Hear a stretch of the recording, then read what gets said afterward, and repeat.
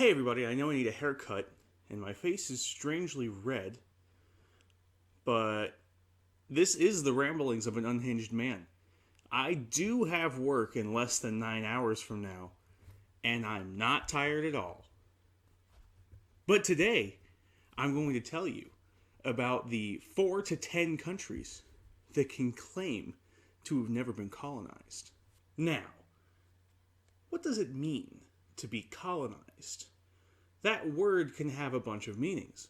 It can mean that people from one place are going to another place to settle it. It can also mean that people from one place are controlling the resources from a second place. It can also mean that people from one place have taken military control of a second place, and then that gives them some kind of strategic advantage over a third place, but the second place is really just there to land their planes. And today, I'm going to talk about the gray areas that have existed in the world and the question of who has been colonized, who has not been colonized, and who is a European power. So, I've thought about this type of thing for a long time. I promise this isn't some woke liberal thing. This is a world history question of how can you, what titles can you assign to different countries in the world. Growing up, I learned that there were 6 countries that had never been colonized. And those were Ethiopia, Iran, Afghanistan, China, Thailand, and Japan. As you can see from today's video's title, that 6 is neither 4 nor 10, so there's going to be a lot of picking about their histories to deduce what does it mean. So we're going to go through this continent by continent and talk about what countries on each continent can talk about whether or not they have been colonized.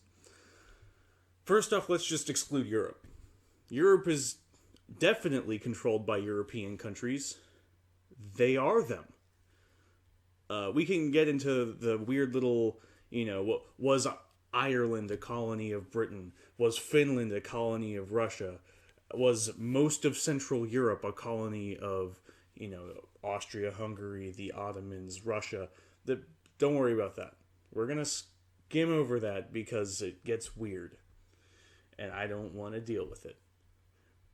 Let's just put that in the bye-bye box. Let's get to the Americas. Every inch of the Americas was A, owned by a European country, and B, every nation in the Americas fought for independence from a European country or from a country that got its independence from a European country, in the case of some of Latin America. So literally no countries on that side of the Atlantic have any argument for never being colonized. Now let's move on to Africa. Literally only 2 nations can qualify for this question in Africa, because in 1885, at the Berlin Conference, all of Africa was assigned to a European nation, except for 2 places, Liberia and Ethiopia. Liberia was an American colony. One can say it was the first American colony. In the early 1800s, there was this movement by both people who wanted to free slaves and people who didn't want to free slaves to take all of the free black people and push them somewhere else. And that somewhere else was Africa. In the modern-day nation of Liberia, there were a couple little colonies. One was called Mississippi in Africa, one was called Kentucky in Africa, one was called the Republic of Maryland, and eventually, there were others, eventually they all kind of conglomerated into Liberia. Liberia's initial founders were white Americans. However, in 1847, Liberia declared its independence from the United States. It wasn't recognized by the United States until the Civil War, but be that as it may, for all of that time, it has been independent. In World War One, it remained neutral, and eventually in 1917 declared war on Germany. And in World War Two, it helped the Allies and was a strategic location for America as it was pushing Nazi Germany out of Africa. So both of those decisions were made by Liberia. They weren't made by another country for Liberia. So I think that Liberia has a strong argument that it's never been colonized by European power. It was colonized, and it was colonized by a great power of the world. But at the time, America wasn't as strong, and the reason for its colonization was not entirely monetary gain or expansion of land. It was to solve a specific social issue in America. So I'm going to say that the nation of Liberia has an interesting argument that it was never colonized. Moving on to Ethiopia, I think Ethiopia is in more of a gray area. For most of Ethiopia's long history, it's been in charge of itself, and it traded with whoever was in Arabia at the time, and they chilled on their little horn of Africa, and no one really messed with them because why would they? They're kind of remote. That changed when Britain came across it, and instead of doing what it had done to literally every other piece of land it had touched for 200 years, Britain just made an ally out of Ethiopia. And this alliance meant that in the 1885 Treaty of Berlin, they argued that Ethiopia should not be colonized outright, but it did lose land to Britain and Italy. Italy was pissed, though. They wanted more land. Italy was a pretty new nation at the time, and they were pretty nationalistic. I'm sure that won't come up again. And they invaded Ethiopia in 1889 and lost. Nerds. Get fucked, Italians. I won't keep that. However, in 1936, Mussolini avenged that and successfully invaded Ethiopia and occupied it for 5 years until Britain came and helped them free themselves. So, does that count as being colonized by European power? For those 5 years, Ethiopia could not do anything for itself. It was owned by a country which was run by a man in Europe. So, kind of puts it in the gray area for me. Since that liberalization, though, they've been in charge of themselves. So, it's just kind of a 5-year blip on an otherwise clean track record. Now, every other nation that we can even talk about is in Asia. Essentially, all of the Polynesian islands and all of Oceania have been imperialized in some way by some European nation. But we're going to go back to that list I said before and talk about Iran. Iran, or as it was known for a long time, Persia, was, like a lot of countries on this list, in charge of itself for basically all of its history. Or was it? We'll get to that later. Once imperialization started and Britain walked into India, they suddenly bordered Persia. And this led to a couple wars and conflicts. Even the Ottomans, obviously, had wars and conflicts with the Persians. That had been happening before imperialization began. And Russia was also pushing down, taking over the Caucasus Mountains, taking over Central Asia, and pushing on Persia. However, none of those three powers really successfully took over Iran. I think that the closest thing Iran has come to, well, I can think of two situations where Iran came really close to being colonized, okay? So one was in the mid-1800s, Iran went bankrupt, and they financed through a nation they just got out of war with, which is, the 500 IQ move right there, Britain. So for the next couple decades, their entire economy was controlled by Britain. All of their gross domestic product, or I guess national income, or whatever, the money that the country of Iran made went to Britain. And so that's a big amount of power to lose. And then in World War One, they were not completely invaded, but um, even though they were neutral, they were attacked by the British and the Russians to attack the Ottomans. And then, but that wasn't like an entire nation takeover. In World War II, however, the Russians and the British launched a surprise invasion of Iran because they were afraid that they would join the Axis powers. And Tehran surrendered within a few days because they weren't prepared for this. And that occupation lasted longer than the war. It took a while for Russia to leave, and I believe it ended with the British getting control of the Persian Gulf, and that led to the foundation of British Petroleum as a company, if I'm remembering correctly. Moving to their neighbor Afghanistan, it's in a lot of the same. They're in the same boat as Iran for the most part, caught between Russia and Britain. But they had a lot less power and a lot less resources. So Russia and Britain really didn't want to have to border each other in the middle of Asia. Like, that could lead to some pretty nasty wars if they wanted to fight, which they did, everyone, all the time. So Afghanistan kind of became this buffer zone that both of them made sure was neutral. At some point, though, the British felt like Afghanistan was getting a little too chummy with Russia and invaded them and occupied them for 30 years, or 40 years, I'm sorry, from 1879 to 1919. In World War One, they wanted to join the Central Powers, like with the Ottomans, but they weren't allowed. And this led to a lot of anti-British sentiment in the Afghan people. And they knocked them out and pretty much ruled themselves for a while. In the 1980s, they were occupied by the USSR. And the USSR had a lot of control on the Afghan government. Does that count as a European colonization? The USSR was run from Europe. And then America went in with their military, and they controlled the Afghan government for a long time. But we've already established earlier with the Liberia conversation that America might not be able to be classified as a European power. So you can throw that out, but be that as it may, between Britain and the USSR, I don't know if Afghanistan has the argument to say they were never colonized. Moving on to two that really aren't talked about very much in these conversations, Nepal and Bhutan.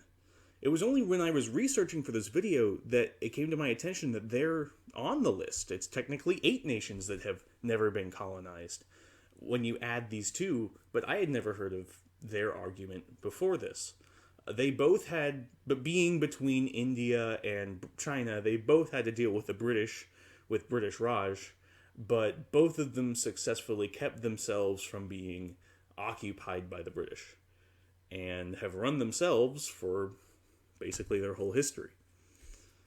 So I think that counts as, a pretty solid argument that they've never been colonized.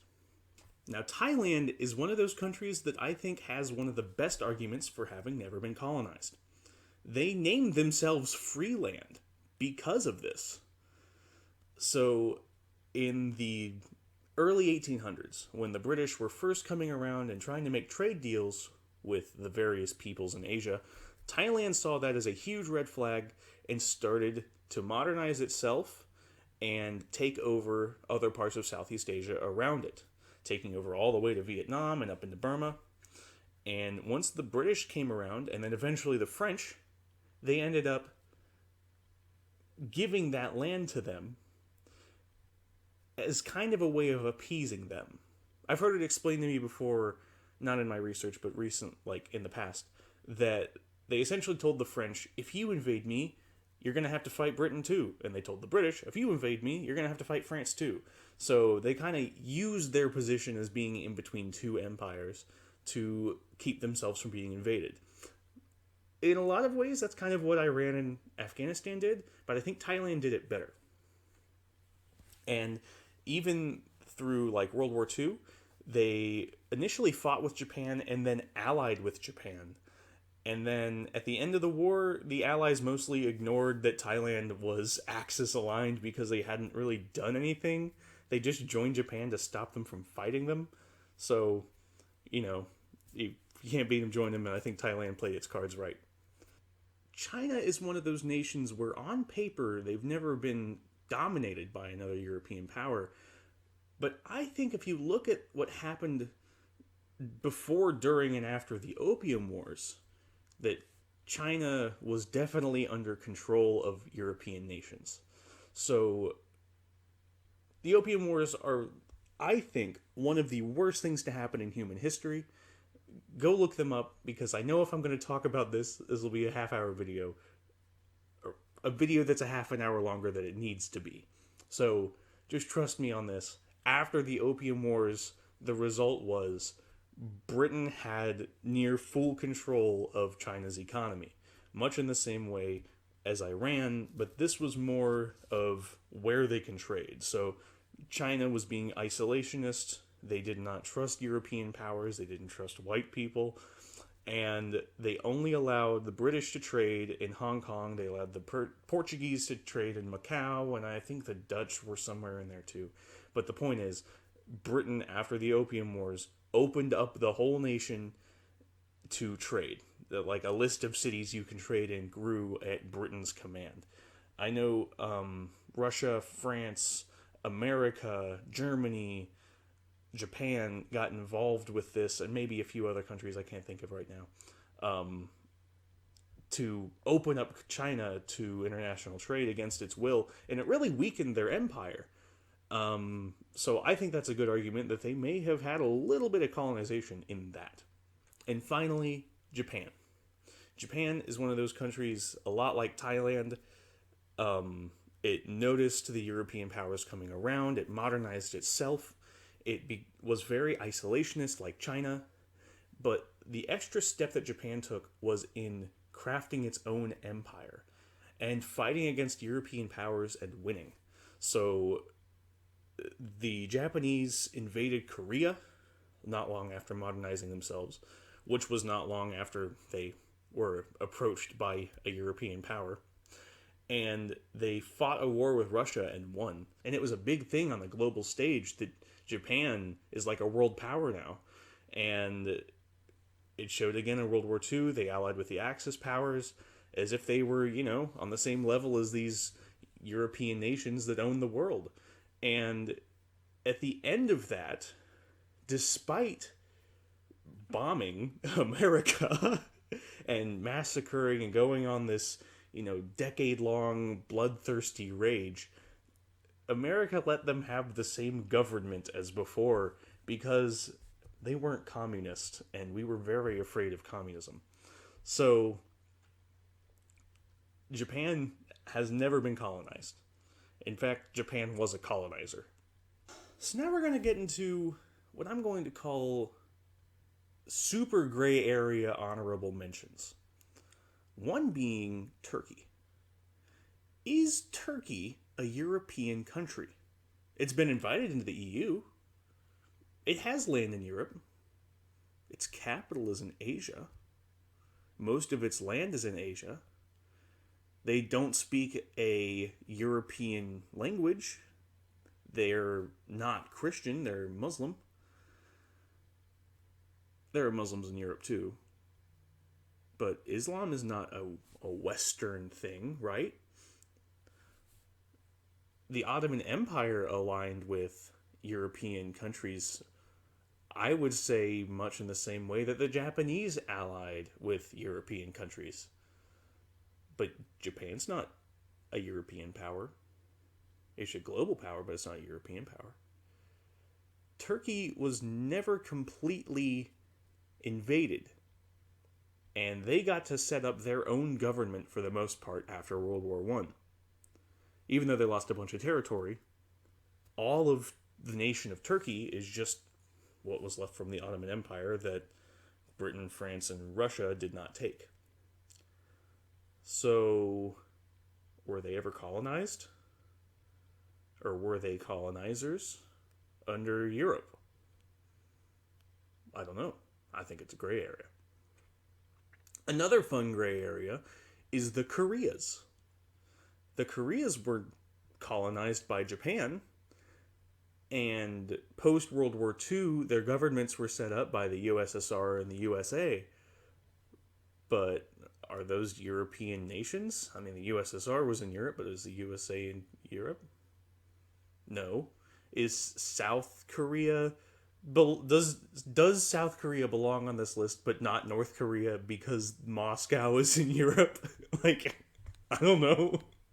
I think I'm thinking about this a little too hard. So, to close it out, I believe that there are 4 nations that can definitively say, I've never been colonized by a European power: Nepal, Bhutan, Thailand, Japan. I think that there are 6 more nations that can say, I've never been colonized by a European power, but a European country has controlled me in some way for a portion of my life.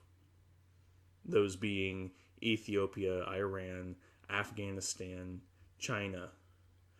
And then there's Liberia and South Korea that can say I was in some way controlled by the USA, which is not a European power, but it's definitely a Western power. And then there's Turkey. That's it.